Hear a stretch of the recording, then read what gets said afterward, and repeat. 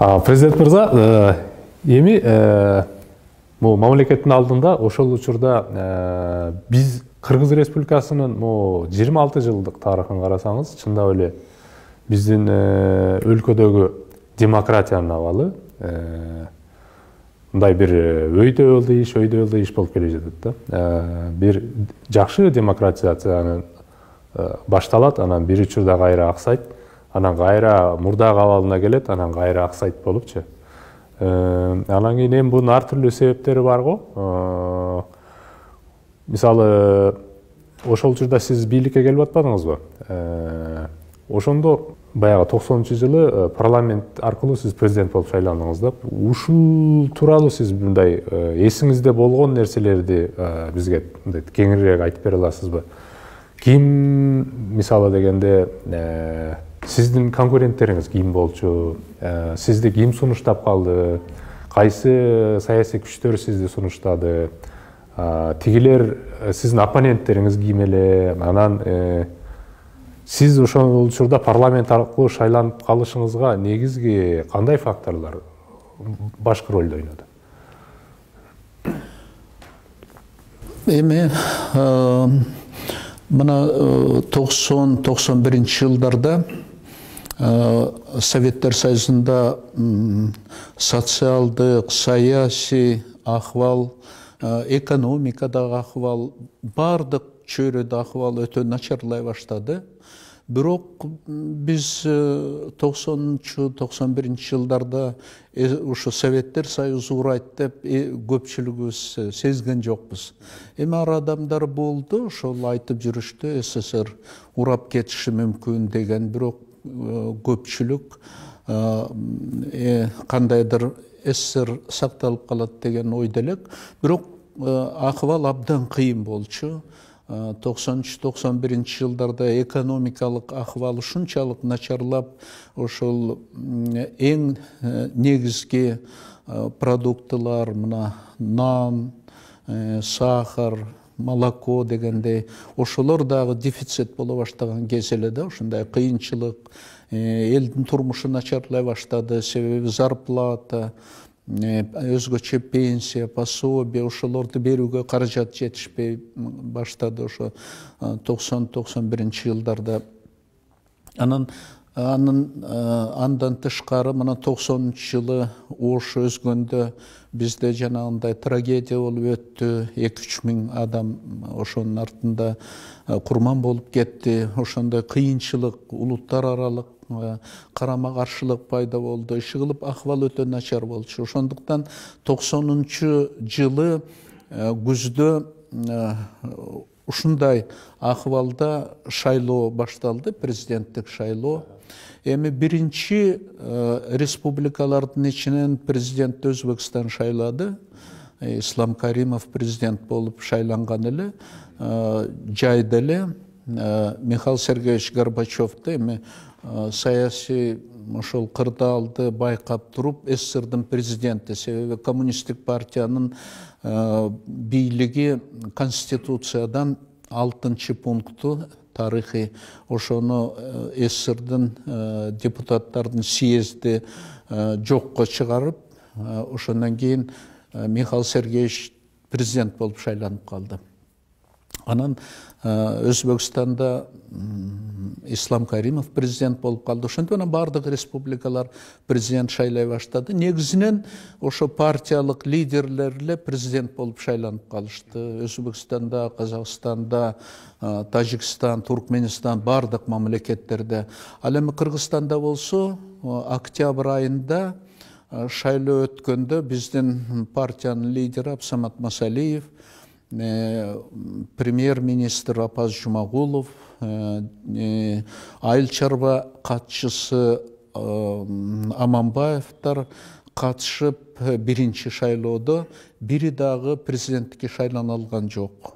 Себеби бар ошол Ош окуясынын таасири тийди да, терс таасири. Ал кишилер, ошол республиканын жетекчилери ошол Ош трагедиясына күнөөлүү деп ошол кезде коомчулук Кыргызстандын элинин ичинде, коомчулукта, ошондой эле партиялык кызматкерлердин ичинде ушундай ой терең тамыр алып кеткен. Ошондуктан үчөө тең биринчи жетекчилер республиканын үчөө тең добуш топтой албай коюшту. Шайлоо парламенттин ичинде болуп атат, туура? 350 депутат бар эле. Ооба, 350 депутат парламенттин ичинде ошондой добуш алышкан жок. Ошентип биринчи тур натыйжасы бүтүп, экинчи тур 27 октябрга дайындалган. Мен ал кезде ошол СССР Жогорку Советинин мүчөсү катары Москвада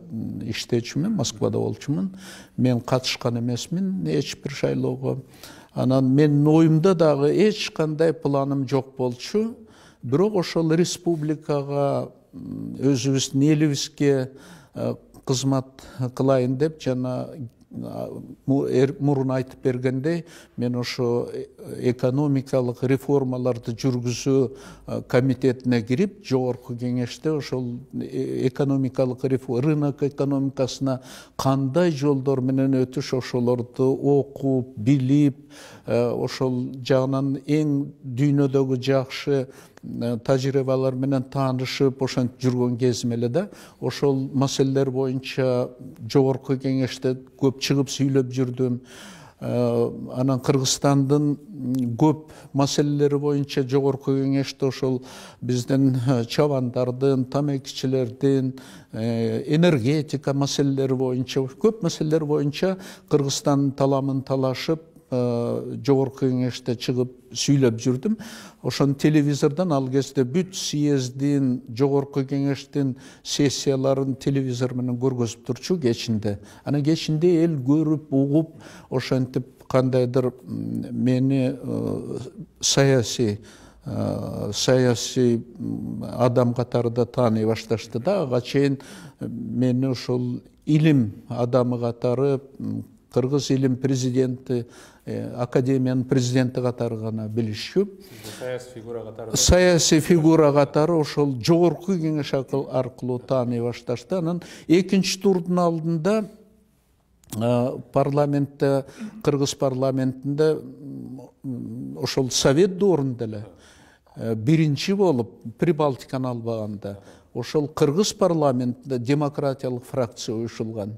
Андай фракция бир дагы Орто Азиядагы мамлекеттерде жок болчу, республикаларда бир дагы. Ошо биздин кыргыз жарандары, депутаттар ошондой демократиялык фракция уюштуруп, демократиялык жол менен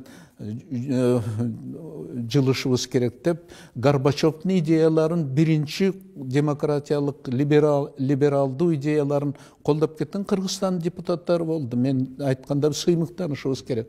Ошол легендарлуу парламент менен сыймыктанышыбыз керек.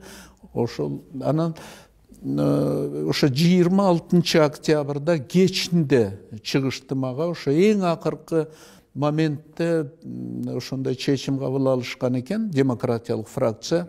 Биз Акаевди чакырып, Акаевдин кандидатурасын көргөзөлү деп. Анан ошентип эртеси ошол түнү бою учуп келдим. Эртең менен ошол парламентке барсам, 11 кандидат жарыяланган экен.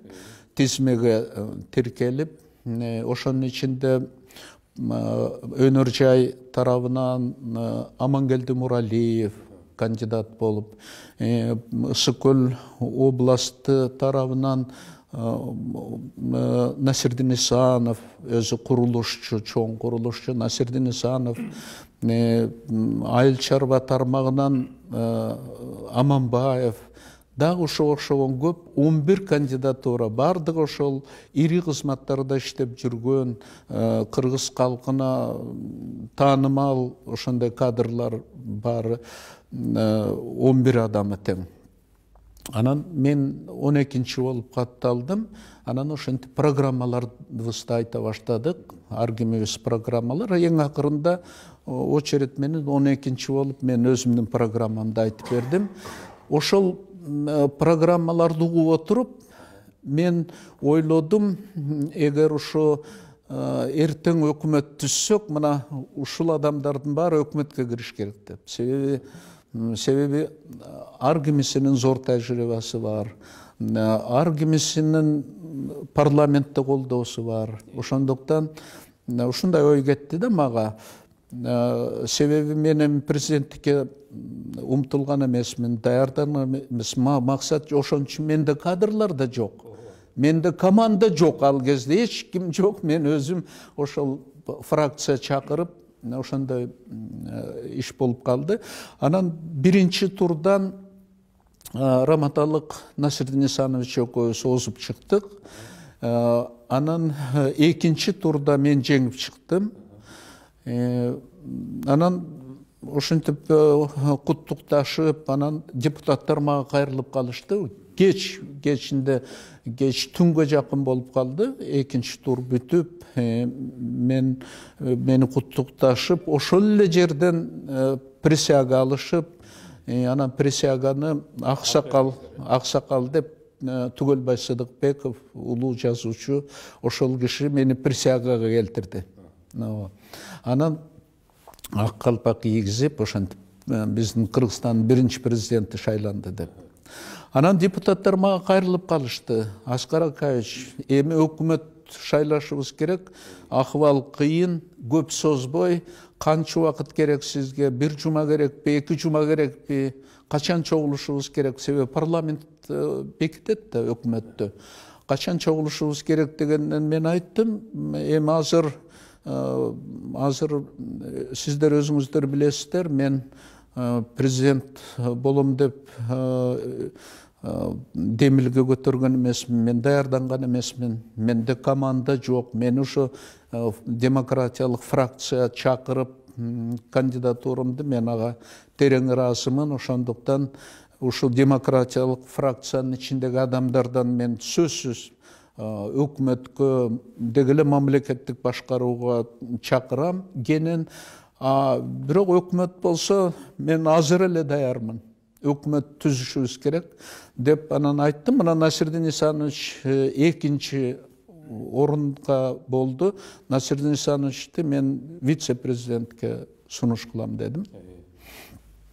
Мына үчүнчү Муралиев келди.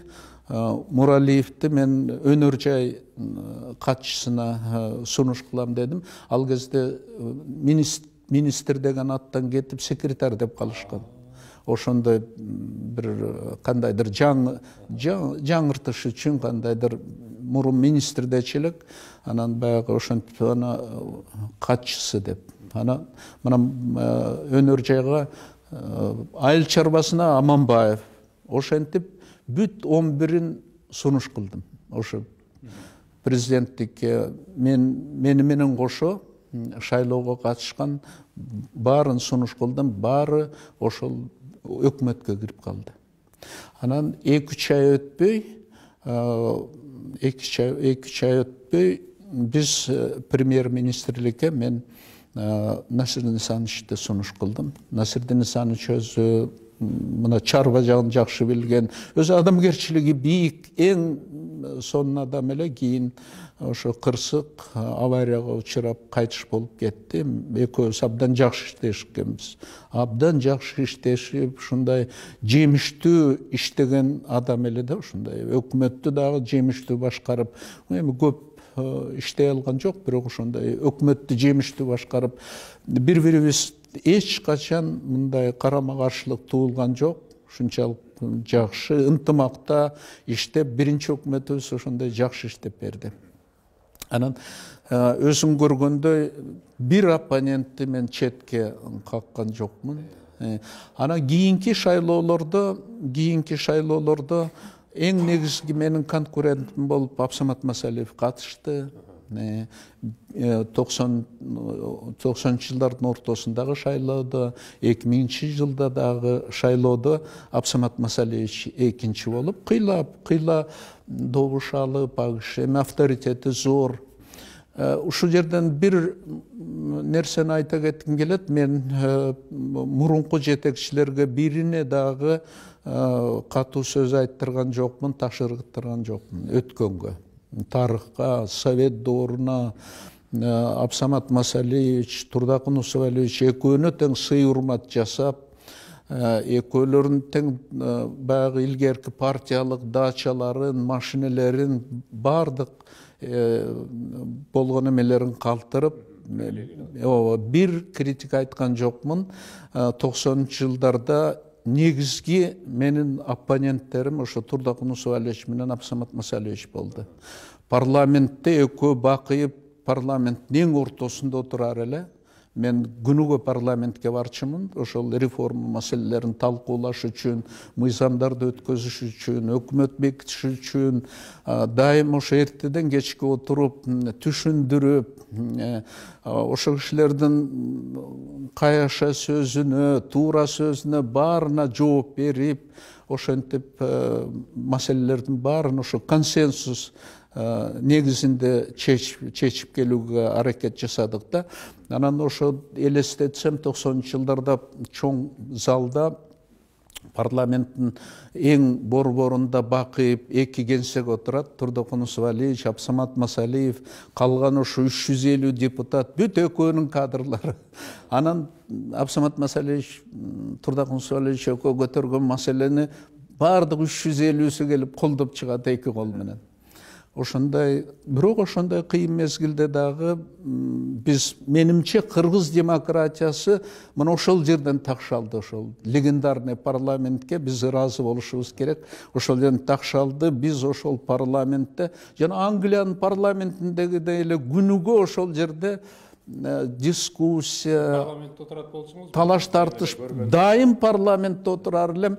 Күндүз парламентте, анан кечинде түнү бою анан президенттик кабинетимде кабыл алып, чечимдерди ошол кийин же перерывтарда ошентип калган иштин баарын ошондо бүтүрөт. Ошол учурда сиздин бир фразаңызды кийин көп айтылып жүрдү да гезиттерде. Мен Англиянын королевасындай болуп калдым деп айткан сөзүңүз чын беле? Андай да болду, эми андай да болгон мезгилдер болду. Бирок менимче абдан жемиштүү иштедик. Ошол менимче кыргыз демократиясы ошондон ошол легендарлуу парламенттен өсүп чыкты десем мен жаңылбаймын. Анан шайлоолор өзүнчө кетти, жанагындай конкуренттүү шайлоолор болду. Биз коммунисттерди башка мамлекеттердегидей мындай чийип же четтетип салган жокпуз. Ошо мына коммунисттин лидери Абсамат Масалиев 90-жылдардагы бардык шайлоолорго катышты ошо менен. Мен ал кишиге ошо сылык гана мамиле жасап жүрүп өттүм. Мындай эч бир нерсени айтып койгум келет. Ошол 2000-жылы шайлоо өтүп атканда түштүктө кыдырып жүрсөм, бир айылдан өтүп баратсак, мага айтып калышты. Мына ушул жакын жерде Абсамат Масалиевичтин энеси жашайт, кирип учураша кетпейлиби деп. Жакшы болот деп, кечке жуук ошо бир жолугушуудан келатканбыз. Анан кирдик, кирип учурашып, эне саламатсызбы, кандайсыз, ден соолугуңуз кандай деп учурашып, анан бир белегибиз бар эле, белег жоолук ала жүрдүк эле, ошо жоолук берип ошентип кеттик. Анан кийин шайлоо өткөндө Абсамат Масалиевичтин энеси келип мага добуш бериптир. Айтты, ошо эми жаштардын заманы, Абсамат менин уулум, бирок келечек үчүн мен Акаевге добуш берем деп. Эми мен азыр демократизация бул өзүнчө чоң тема болгон үчүн бул жерден дагы тактай турган нерселерим бар эле да. Мындай карап көрсөк, азыр мындай бир картина көрүнүп атат да. Ошол учурда негизи демократиянын бир нече аныктамасы бар, бирок анын ичинен электоралдык шайлоо демократиясы деген түшүнүк бар да. Ал жерде эки нерсе маанилүү болот. Биринчиси бул саясий атаандаштык, анан экинчиси саясатка ошол бардыгы тең катышка ала турган укугу бар деген нерсечи. Бул жагынан алганда, оюмча ошол биздин 90-жылдардагы парламенттин ичиндеги атаандаштык оюмча абдан катуу эле жүргөндөй да. Сиз айтып атасыз, менин 11 оппонентим болду деп атасыз. Сиз 12-чи болупсуз. Демек 12 киши тең катышыптыр, эч ким тоскоолдук болбоптур. Экинчиси атаандаштыкта болуптур. Бул деген нерсе өзүңүз айтып кеттиңиз, бул негизи демократияда да өтө маанилүү нерсе. Биз Борбор Азияда эң өзгөчө болуп, Моңгол Республикасын айтпагандан башка эске албасак, бизде жападан жалгыз бийлик алмашкан. Тынчтык жолу менен бийлик жаңадан өткөн биринчи бийликтин транзиттик формасы бизде болуптур. 90-жылы. Бул деген нерсе, өзүңүз айтып кеттиңиз, Өзбекстан, Казакстанда бул Назарбаев мырза болсо Компартиянын биринчи секретары эле. Ал автоматтык түрдө президент болуп калды. Каримов дагы автоматтык түрдө болуп калды. Тажикстанда Набиев биле ал деле автоматтык түрдө болду. Түркмөнстанда деле болду. Бизде гана бийлик алмашып атат да. Бул жерде демек бир 3 фактор маанилүү болгонбу деп ойлоп атам да. Биринчиси бул жаманбы жакшыбы, биз ошол учурда Абсамат Масалиевдин дагы мындай демократ киши экенин моюнга алышыбыз керекпи деп ойлойм да. Себеби дегенде ал киши интрига уюштурбаптыр чынында. Интрига уюштуруп, болбосо колунда ошол эле КГБ бар эле турабы? Ал деле мындай бирөөлөрдү басмырлап келип сизди коркутса болмок экен ойлосомчу. Же дагы башка бирөөлөрүнө бир интригаларды уюштуруп, оозуңарды жапкыла дагы бир нерсе демептир да, мындай эркиндик коюп бериптир биринчиси.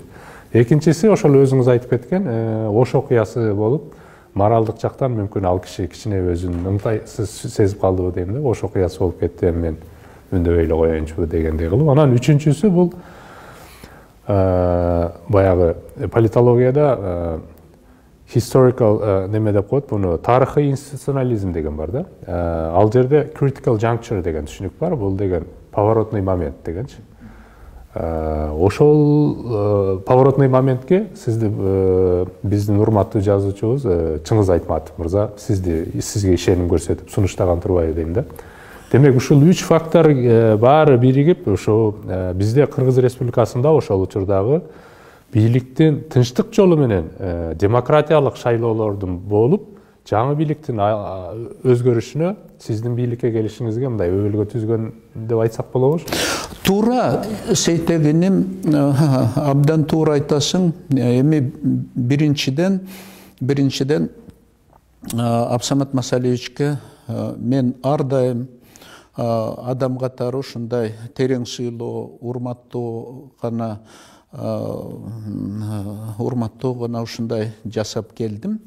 Абсамат Масалиевичтин ролу зор. Ошон үчүн мен ал кишини сыйлап, урматтап жүрдүм. Чындыгын айтканда, ошо башка Орто Азиялык партиялык лидерлердей ошо интрига уюштуруп, кайта ошол күчкө салып, кантип бийликти кайта тартып алам деген ойго келген жок. Ал туура. Ошон үчүн ал кишини биз сыйлап, урматтап келдик.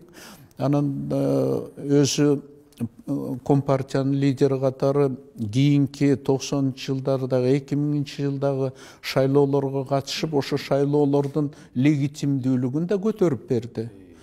Себеби коммунисттердин күчү көп эле ошол кезде. Эгер коммунисттер чыгып калса, ал киши шайлоого катышпаса 90-жылдарда, анда ошо легитимдүүлүктү дагы баса көргөзүш биз үчүн кыйын болмок. Ошондуктан Абсамат Масалиевичтин ошо Кыргыздын демократиясынын түзүлүшүндө ролу зор. Ал жөнүндө мен ар дайым айтып келгем. Атүгүл ошо 2000-жылдар ошо Манас ордени чыкканда, ошо эң бийик даражадагы Манас орденинин биринчилерден болуп Абсамат Масалиевичтин көкүрөгүнө тагып, ошондой ал кишинин эмгегин кыргыз калкынын алдында, кыргыз мамлекетинин ошо эгемендүүлүктү алгандан кийинки мезгилдеги өзүнүн жасаган иштерин ошонун баарын эске алып, ал кишини сыйлап, урматтап жүрдүк, жакшылап узаттык. Кийин менимче ал киши эч кандай нааразы болгон жок деп эсептейм, бирок ролу зор. Муну өтө баса айтып кетишибиз керек. Экинчиден, негизинен ошо айттым, кыргыз коомчулугунун ичинде жанагындай демократиялык кыймыл негизинен жаштардын ичинде дагы, жанагындай парламентте гана эмес, башка республикаларга караганда бизде ошо демократиялык кыймыл ошол бар эле, КДК деген бар болчу. Демократиялык, эсиңде болсо демократиялык кыймыл дагы. Алар дагы Жипар Жекшеев бар эле. Жипар Жекшеевтер ошо демократиялык кыймылдын дагы ролун баса айтып кетишибиз керек. Себеби алардын ролу Топчок Тургуналиев бар эле. Ооба, КДК, Кыргыз демократиялык кыймылы КДКнын ролу дагы жакшы болду. Себеби негизги коомчулук ой пикирден ошо туура багыт алышына алардын да таасири зор болду. Аларды сөзсүз айта кетишибиз керек. Бул дагы бир себеби менимче. Анан өзүбүздүн калкыбыз, биздин калктын байыркы салты бар да, байыркы салты боюнча бизде мына академик Бартольд, атактуу орус тарыхчысы академик Бартольд жазып кеткендей, кыргыздардын байыркы заманда эле ошондой демократиялык, жанагындай согуш демократиялык ыкмалары болгон да, ошондо эле полководец, хандарды көбүнчө шайлап келгенде, өзгөчө кыйын мезгилдерде шайлоо аркылуу тандап алышкан. Мына ошол элибиздин өзүнүн салты байыркы замандан калган, ал дагы өзүнүн ролун ойлоду. Иши кылып, менимче мына Кыргызстандын демократиялык жолго түшкөнү 90-жылдарда бул кандайдыр кокустук эмес, случайность дегендей, случайность эмес. Бул өзү чындыгында кыргыз калкынын өзүнүн байыркы салттарынан, жайын жакшы мамлекеттүүлүк салттарынан келген окуя деп эсептеймин. Анан жана өзүң айткан факторлор туура, ошолор дагы чоң эми. Эми мына быйылкы жылда мен кошумча айта кетким келет. Менимче 17-жылда ошондой тарыхый жыл болуп калды. Мына 17-жылы дагы президент шайланып, тынчтык шайлоо түрү менен ошондой эле конкуренттүү шайлоо. Бийлик алмашты, туурабы? Бийлик алмашып отурат. Мына 3 премьер-министр катышты, президенттикке талапкер болуп, парламенттин бакыйган депутаты Бакыт Төрөбаев, дагы бир топ ошондой татыктуу конкуренттер катышып, конкуренттүү түрдө шайлоо өттү. Сооронбай Жээнбеков менимче ошолордун ичинен татыктуу лидер экен, мына жеңип чыкты. Бийликти, шайлоону легитимдүү деп ОБСЕнин, СНГнын, башка миссиялардын баары кабыл алды. Менимче бул кыргыз демократиясынын дагы бир ошол демократиялык жолдо чоң жеңиши болуп калды. Легитимдүүлүгү абдан жогору деп айтсак болот да. Легитимдүү 70-80% менен утпай, мындай 54 менен легитимдүү болду. Себеби андай 70-80 болушу да мүмкүн эмес эле, себеби конкуренттүү болду да, конкуренттүү ушундай шайлоо болду. Менимче бул чоң жеңиш демократиялык жолдо. Эми ушул демократияны эми ушул абдан келечекке кыйшайсыз бир алып кетиш керек да. Ошондуктан жаңы бийлик, жаңы шайланган президент менимче ошол элдин биримдигин, элдин ичиндеги ынтымакты бекемдеп, анан жана өзүң айткандай структуралык реформалар керек. Биринчи мамлекеттик башкаруу. Эми 6 жылдын ичинде бир өзү жакшы из калтырыш үчүн кыргыз тарыхында, жаңы тарыхта, ал үчүн жанагындай эффективдүү башкаруу системасын түзүп албаса, биринчи эле күндөн башташ керек. 6 жыл деген көз ирмеп жумганча эле өтүп кетет.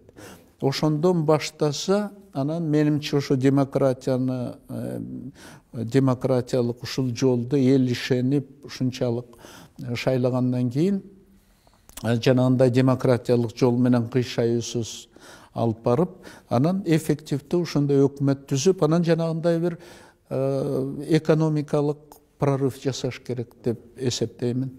Негизинен туура айтасың, Кыргызстандагы демократиянын жолун карап көрсөк, акыркы 26-жылда, ошол 1-15 жылда биз ошол түз поступательно, эволюционно алып келдик. Анан 2005 жылда төңкөрүш балта чапты, кийин революциялык башкаруу болуп кетти. Эми мына кайта ошо калыбына келди. Эми ошол стабилдүүлүктү сактап, дагы эволюциялык жол менен ушу демократияны чыңап, ошону менен бирге жаңы экономика тармагында, социалдык тармакта, маданият тармактарында бир жаңы подъем керек деп эсептеймин. Президент мырза, демократиянын орношу үчүн негизинен бир нече факторлорду айтып жүрүшөт да. Анан кийин ушул өлкөдө демократиянын орношу үчүн өзгөчө бир биз үчүн өтө маанилүү деп ойлойм да. Өзгөчө бул кандай башкаруу формасын кабыл алабыз, ошого көбүрөөк жараша болот деп илимде айтылып жүрөт да. Бирөөсү бул парламенттик башкарууну кабыл алган өлкөлөрдө президенттик башкарууну кабыл алганга караганда демократиянын орноп кетишине шанс 3 эсе көбүрөөк деп бул статистика далилдептир да. Анан экинчи далили бул биз менен тагдыры окшош болгон ушу посткоммунисттик өлкөлөр экен. Могу Чыгыш Европаны алсак, анан азыр илимде моундай бир парламенттин күчүн аныктай турган бир методологиялык ыкма колдонуп жүрөт да. Бул парламенттин ыйгарымдуу укуктарын математикалык жол менен мындай иченеп жүрүшөт да. Парламент күчтүү дегенде биз жөн эле күчтүү деп эле айтып беребиз, бирок анын күчтүү экенин эмне менен аныктайбыз дегенде математикалык анализ менен биз статьялардан карап, ким кайсы маселени чечет деген жерлерине караганда негизи бир нече пункттар бар экен. Ошонун ичинен парламенттин ыйгарымдуу укугу 60%-тен жогору болгон учурда ал өлкөдө көбүнчө президент демократия орноптур да. Ошол инструмент менен ченегенде барометр менен, парламенттик барометр менен. Могу Чыгыш Европанын өлкөлөрүнүн баарын тең парламенттин ыйгарымдуу укугунун күчү бүгүн 60%-тен жогору экен да, 66-дан жогору экен. Европада, Чыгыш Европада эң тагдыры бизге окшогон өлкөнүн ичинен эң парламенти алсызы бул Поланд экен, Польша экен. Алардыкы 66 экен да. Андан нары жогорку, мисалы Чехияны, берки Словения, Словакияларды карасак 78-80ге жакын, 76 болуп атат. Түгүл Freedom House Монголияны дагы бүгүн Чехиядагы демократиянын деңгээли бүгүн кандай болсо, же Польшадагы, же Румыниядагы, Монголияныкы бирдей деп берет да. Себеби аларда дагы парламенти эң күчтүү экен, 81% деп турат ыйгарымдуу укугу. Ал эми биздин парламентти бүгүнкү мына акыркы жолу кабыл алынган парламенттин күчүн ченеп көрсөк 53% болуп атат да. Бул деген нерсе биз парламенттик эмес, чынында дагы деле мындай жарым президенттик ыйгарым укугунда болуп атабыз да. Анын ичинен дагы бул өтө маанилүүсү бул күч органдарын деполитизациялоо маанилүү деп айтылат экен.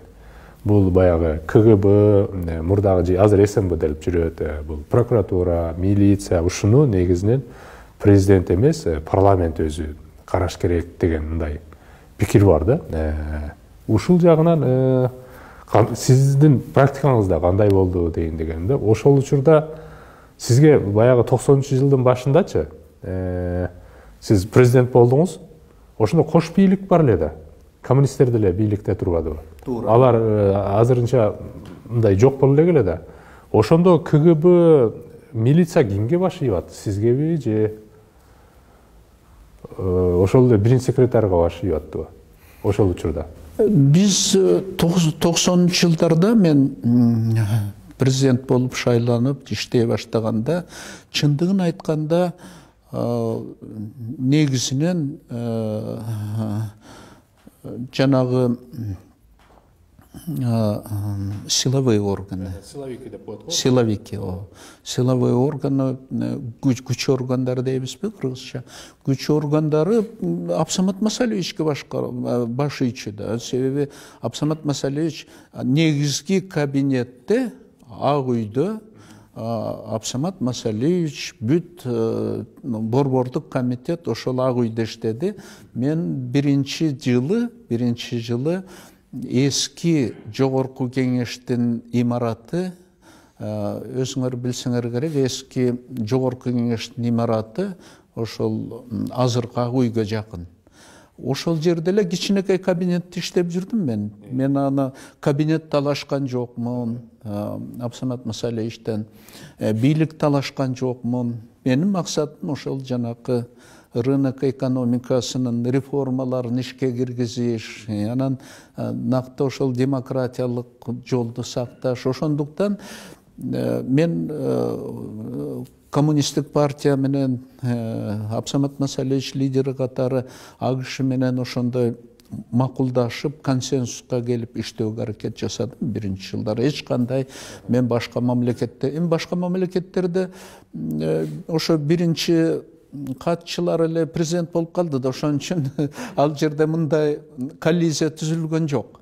А Кыргызстанда ошо туура айтасың, ушундай коллизия болуп калды. Көпчүлүгү баягы адаты боюнча Абсамат Масалевичке барышты. АКШда Кыргызстан жетекчиси деп. Мен кийлигишкен жокмун, тескерисинче АКШ менен биргелешип, макулдашып иштөөгө аракет жасадым. Ошондуктан биздин арабызда эч кандай мындай карама-каршылык болгон жок. Мен ошого тырышып, себеби ал кезде фронт эң чоң, чечилбеген маселелердин фронту чоң. Сизге да жетишет, мага да жетишет деп мен ошо реформаларга кириштим. Жер реформасы, анан кийин өйдө да айтып кеткендей жанагы монетарный реформа, ошол улуттук акчаны киргизүү маселеси, ошол маселелер көп болчу. Тышкы иштер маселелери, ошентип мен АКШ менен талашып тартышкан жокмун. Чындыгын айтканда, силовой органдардын баары АКШга баш ийип, АКШ менен иштеп жүрүштү биринчи тармакта. Бирок биздин өсүп өнүгүүгө эч кандай мындай терс таасири болгон жок. Бул биз жакшы иштештик, макулдашып, андан эч бир ошо шайлоолордо дагы ошондой душман болгон жокпуз. Мына кээде акыркы убакта кандайдыр шайлоого катышкандар душман болуп калып атпайбы? Андай болбош керек, накта демократиялык. Мына мен айттым, биринчи шайлоодо 12 киши катыштык эле. Шайлоо бүтөр самат ошол эле кечте мен 11-ин тең өкмөткө чакырдым. Мына экинчи орун алган Насирдин Исанович премьер-министр болду, калгандары министр болушту. Ошентип анан жана мени көтөрүп чыккан фракциядан алдык бир топ адамды кызматтарга. Ошентип кандайдыр плавно өтүп кеттик да. Анан ошол маселени абдан туура көтөрүп атасың. Эми мына президенттик бийлик жүргөн республикаларда демократия анча өсүп өнүгө албай атат, авторитардык бийлик көбүрөөк болгондой сезилип атат деп айтып атасың. Ал эми парламенттик башкарууга өтсөк, демократиянын өсүп өнүгүшүнө кандайдыр бир жакшы ыңгай түзүлөр беле деп.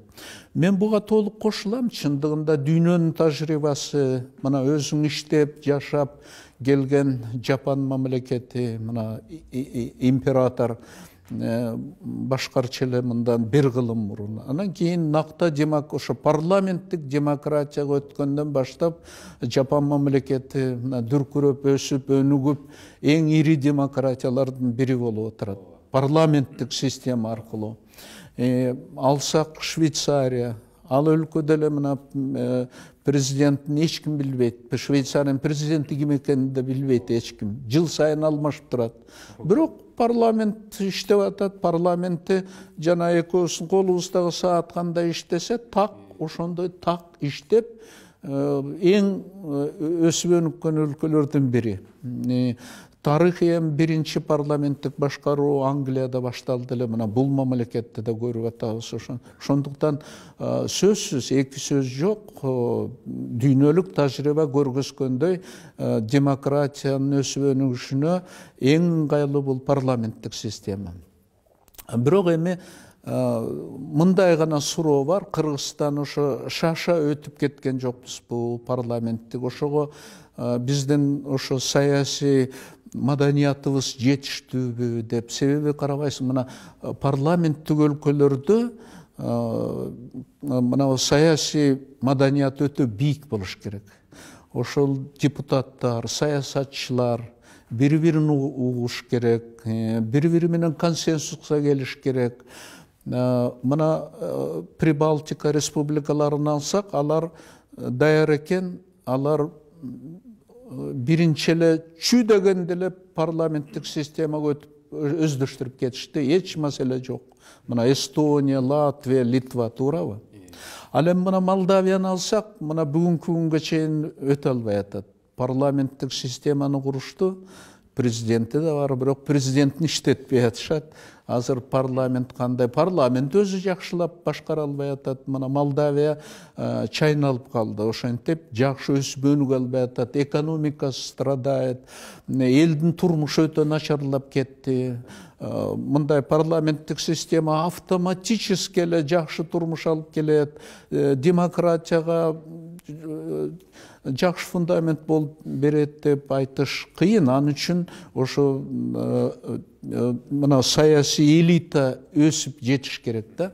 Мына постсоветтик айлананы алсак, ага көп ошондой жетиш электей көрүнөт да. Мына Молдавия мисал болуп турат. Ошондой эле мен эми Кудай кечирсин, эл кечирсин, менимче Кыргызстандын саясий элитасы деле сапаттуулугу, анан ушундай саясий маданияты парламенттин бийик таламдарына жооп бере албайт бүгүнкү күндө, менимче жооп бере албайт. Ошо ан үчүн өзүң билесиң, мына Япониянын парламенти кандай иштеп атат. Ал жерде ошо компромисске келишет, диалог жүрүп атат, консенсус менен чечим кабыл алып атышат баарын. Ошондуктан менимче эми парламенттик башкарууга Кыргызстан өттү де-факто. Эл конституцияны өзгөртүп берди. Эми ошол накта парламенттик башкарууга өтүш керек. Элбиз. Менимче өзүң мына туура айтып, жана эсептеп чыккан цифрларды дагы келтирип кеттиң. Менимче Кыргызстанда азыр парламенттик башкаруу жок. Конституция деле болбосо, де-факто президент эле башкарып атат. Де-факто деле, де-юре деле президенттик экен азыр деле. Де-факто, де-юре парламенттик конституция өзгөрүлдү да. А де-факто президент эле башкарып атат. Күч органдары бирок неме деле калып атат да, дагы эле президенттин колунда. Бир мисал айтып берейин. Мына 1-2 жума мурун парламенттин спикери алмашты. Эми кандай, эгер күчтүү парламент болсо, парламенттик башкаруу болсо Кыргызстанда, ошондой болот беле. Жарым күндүн ичинде спикерди алып салып, жаңы спикер шайлап коюшту. Ал жерде талкуу болмок, ал жерде альтернатива болмок, эмне үчүн алмаш керек? Эмне үчүн жаңы спикер шайланды? Эмне үчүн альтернатива жок? Бир да суроо туулган жок. Мына президент бир спикерди экинчи спикерге алмаштырып койду. Ошондуктан Кыргызстан парламенттик бийлик бүгүн өмүр сүрүп атат деген менен мен макул боло албайм. Ал бул конституцияда жазуу түрүндө бар, де-юре, бирок де-факто азыр президент эле башкарып атат. Эми биз демократияны мындан ары дагы чыңайлы десек, мына абдан жакшы өйдө да айтып кеттик, мына бийлик алмашып, жаңы президент шайланып атат.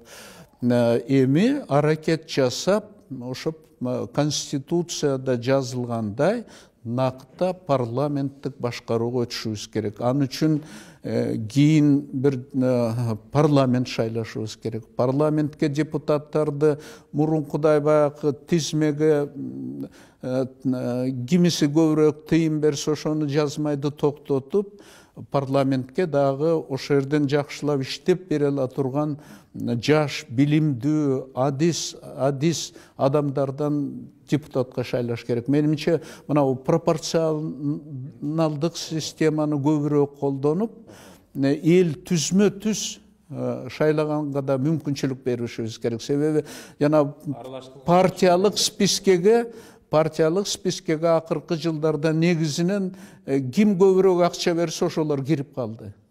Негизинен биз татыктуу адамдарды шайлашыбыз керек да.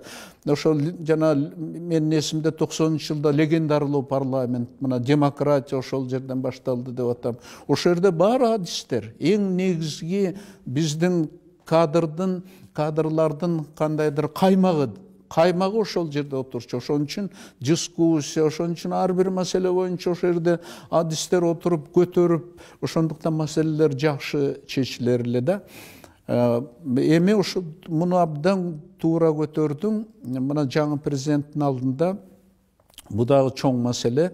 Конституцияны аткарып, толук эл добуш берип кабыл алган конституция боюнча парламенттик башкарууну ишке ашырыш керек эми. Де факто азыр президенттик эле башкаруу Кыргызстанда. Мен парламенттик башкарууну көргөн жокмун. Анан дагы бир ушуну улантып айтып кетким келет. Мына Кыргызстанда эң биринчи экөөбүздөн макул болдук. Мына өткөн шайлоо бул демократиянын дагы бир чоң жеңиши. Бул келечектен бизге зор үмүт берет. Бул депрессия болуп, андан кийин экинчи дүйнөлүк согуш башталып, ошол мезгилде америкалыктар Рузвельтти 4 жолу президент кылып шайлашты. Себеби бул тарыхый, историческая необходимость была.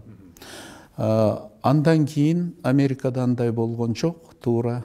Бирок ошол кезде ошол Великая депрессиядан чыгыш үчүн, экинчи дүйнөлүк согушта жеңип чыгыш үчүн америкалыктар ошол тарыхый необходимость бар деп Рузвельтти 4 жолу шайлашты.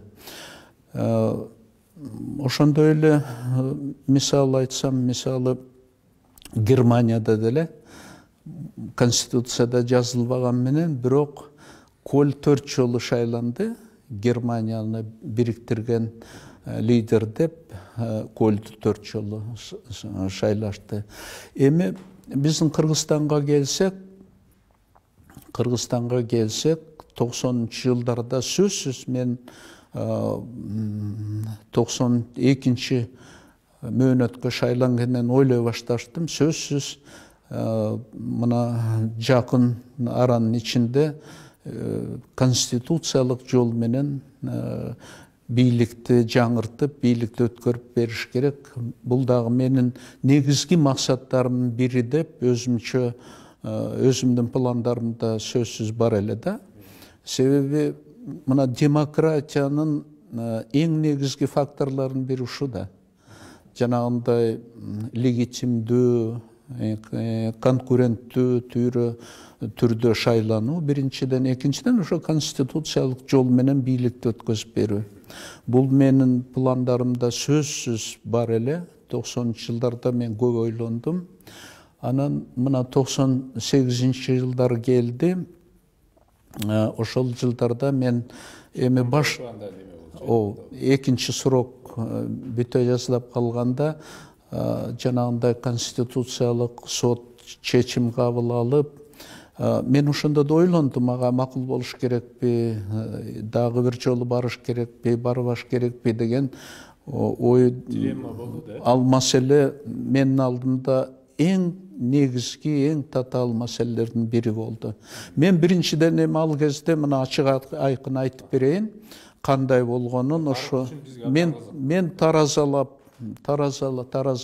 Себеби ошол кезде биз, менин максатым биринчи президент катары ошо 3 маселени ишке ашырып кетиш максат эле.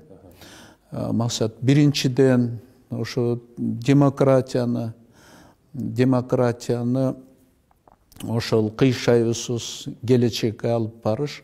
Аны үчүн туура айтасың, менин алдымда шайлоолордон кийин 90-жылдардагы демократиялык аракеттер менен бирге ошол конституциялык жол менен бийликти өткөзүп берүү. Бул биринчи максат. Экинчиден, рынок реформаларын толук ишке ашырып,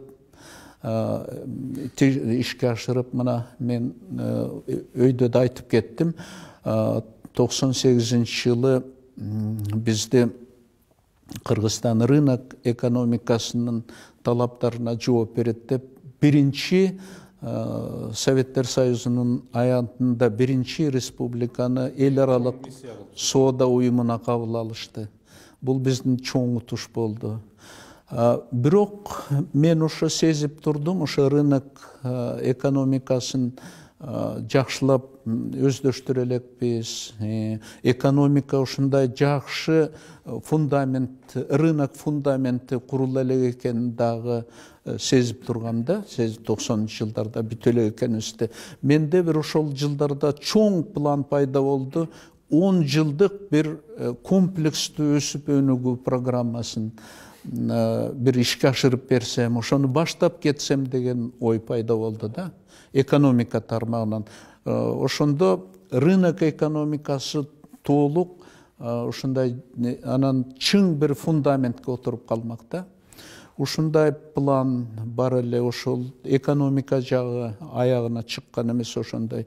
Бул экинчиден. Анан үчүнчүдөн мына тарыхый дагы бир кече айтып өттүк. Мына Манастын 1000 жылдыгы, улуттук кайра жаралуу максатында, анан өзүбүздүн тарыхыбыз, Кыргыз мамлекеттүүлүгүнүн 2200 жылдыгы, Ош 3000 жылдыгы, ушундай пландар бар эле. Менде ошолор 2000 жылдан кийин ишке ашты да. Ошол мен ойлоп көрсөм, ушул пландарды бүтүрүш үчүн 2005 жылга чейин убакыт керектигин сездим да. Мен ушу кыргыз эли үчүн жанагы программаны, улуттук кайра жаралуу программасын аягына чейин чыгарып, ошол Кыргыз мамлекеттүүлүгүнүн 2200 жылдыгын дүйнөлүк деңгээлде Бириккен Улуттар Уюмунун чечими менен бир өткөзүп кетейин деген бул тарых тарабынан, улуттук тарабынан маселе. Анан рынок экономикасын ошо толук түптөш үчүн жанагы комплекстүү өсүп өнүгүүнүн бир 10 жылдык программасын, ошол кезде менде мындай программа өзү бар, бирок аны эл аралык уюмдардын баары менен макулдашып, каржылоо маселесин чечиш керек эле да ошого. Себеби ага миллиарддаган доллар, анан ошонун көбүн грант катары сүйлөшүп, ошонун баарын аягына чыгарып, анан 2005 жылы бийликти өткөзүп бергеним туура го деп, анан ошо 3-срокко макул болдум.